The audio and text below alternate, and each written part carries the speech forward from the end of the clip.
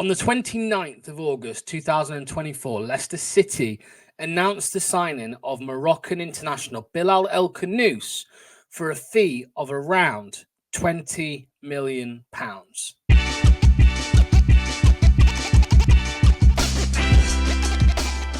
It would be over 3 weeks before Bilal El Khannouss made his first start in the Premier League for Leicester City. A moment that many Leicester fans, and I'm sure Moroccan fans, were hoping for. But we did have to wait the 3 weeks, and we did get what we wanted on the 21st of September at home against Everton.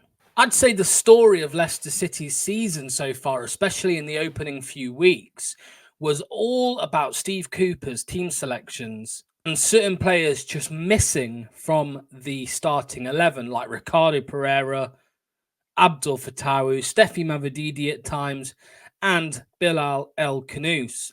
So we were all eager for his debut, for his full start in the Premier League, but unfortunately, it didn't go to plan. Bilal El Khannouss was replaced early on in the second half in the 56th minute for Facundo Buonanotte, who came on and made an instant impact. That substitution was made whilst 1-0 down against Everton, and Leicester later went on and scored through Steffi Mavididi to make it 1-1 when the game finished. However, this was a really tough game for Bilal El Khannouss to come into the team and start in the Premier League. Now, I don't want to sound like Ty from AFTV, but the weather was horrific. It was pelting it down with rain, torrential rain for large parts of the game.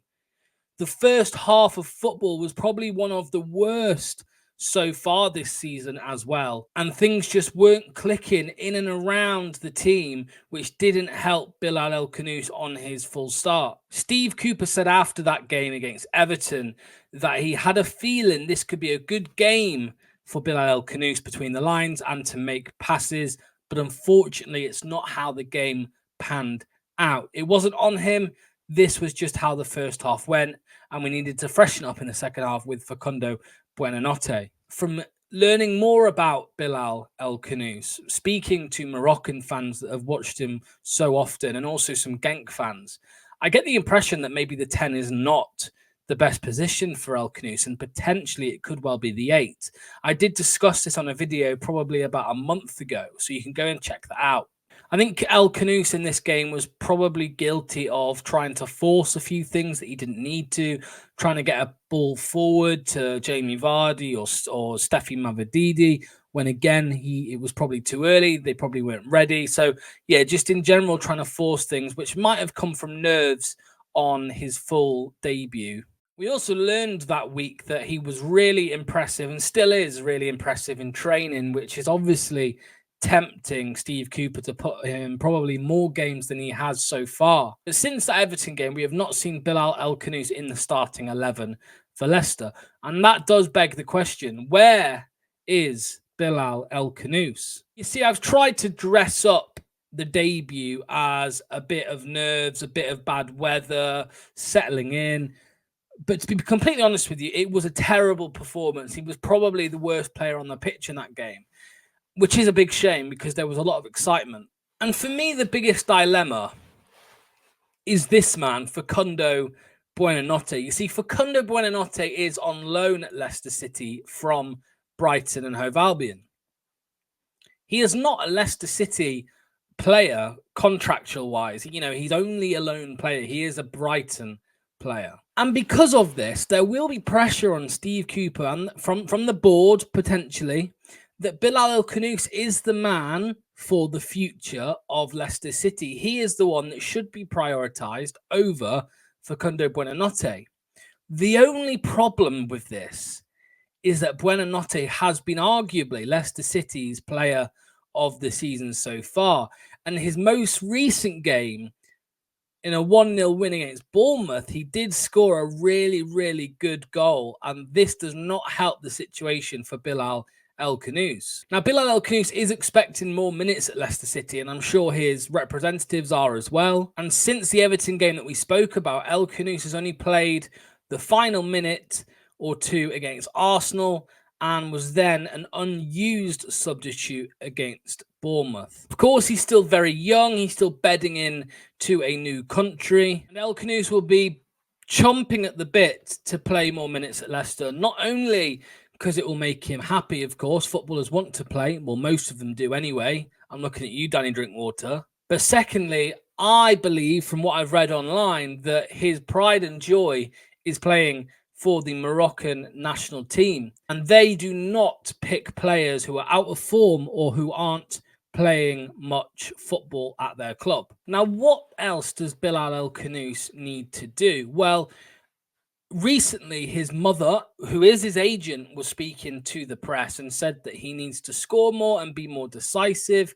That was one of his weak points at Genk. He wants to do his best to have the team finish in the top 10 of the rankings at the end of the season. So El Khannouss is a very ambitious player, and he actually sees Leicester City as potentially a top 10 Premier League side in the near future. Now, he only scored 4 goals in 94 matches for Genk in the Belgian Pro League. He did get 14 assists in that time, and he's also yet to score for Morocco. But it's quite clear that he is a hungry player. He is an exciting player, of course. We know that from what we've seen of him before his time at Leicester, from the highlights packages and what we've heard from Moroccan fans. And he needs to add goals and decisiveness to his overall game.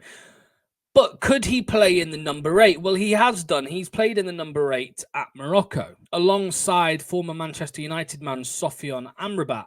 Now, with Harry Winks coming out of the Leicester team in the most recent game against Bournemouth, looking like Steve Cooper prefers a midfield trio of Wilfred Ndidi, Oliver Skipp, and Facundo Buonanotte. For me, there are only 2 positions there up for grabs. You have the number 10, where Facundo Buonanotte is performing so well, and you have Oliver Skipp's role in the 8, which Buonanotte can also play, like I said, as he has in Morocco. There is no way in my mind that he will ever replace Wilfred Ndidi in the team, as that defensive stability is going to be required, which I don't think Bilal El Khannouss has at that level of Skipp and Ndidi. Now, the number 10, as I mentioned, is currently occupied by Facundo Buonanotte, sometimes Jordan Ayew, and sometimes even that man Wilfred Ndidi.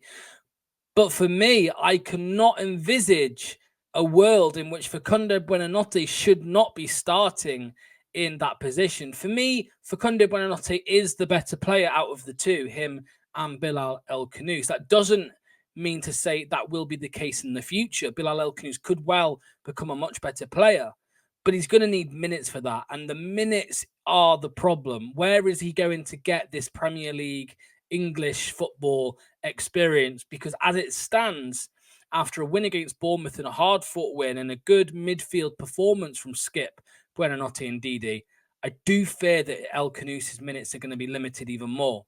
Of course, we have the cup games, but we've got Manchester United up next. After that one, will we be in the cup anymore? Probably not. And then it will be the FA Cup in January. That begins. So it could be until January. Really, it could be until January where we see El Khannouss starting, unless there are injuries to other players. But the game where I would like to see Bilal El Khannouss starting is probably one of the games against the lower teams, maybe Ipswich, maybe Nottingham Forest. I know Nottingham Forest are a very good team nowadays, but they're still not at the level of your likes of Arsenal and Man City and Chelsea and Tottenham and Liverpool. Maybe, just maybe, Steve Cooper could sacrifice that bit of balance with Oliver Skipp and throw in Bilal El Khannouss to make his second start in the Premier League. The reason I don't suggest it for the Southampton game is I think the balanced midfield with Skipp, Buonanotte and Ndidi will be a good fit for the Southampton team, who like to dominate possession of the ball. But the Ipswich game might be an interesting one. It might be an end-to-end game, that one, and it might be a good opportunity for El Khannouss to get on the ball, to either drive forward or look for passes. I really think that game could suit him. So potentially, I think he should start that one instead of Oliver Skipp. We are talking about a manager in Steve Cooper that is very reserved, very hesitant to go too attacking with his team selections. So maybe, just maybe, the only chance we will see El Khannouss is in that number 10 in replace of Facundo Buonanotte, and he will remain going with an Ndidi, Winks or Skip as a double pivot. Whatever happens, I am still excited for the future of Bilal El Khannouss at Leicester City. I think he has the potential to become a very, very top player. And to the Moroccan people watching this video, thank you to the support you've shown on the channel since El Khannouss joined the football club. I think we're all crossing our fingers and toes, hoping that Bilal El Khannouss hits the ground running for Leicester City. I'll see you later. Bye-bye.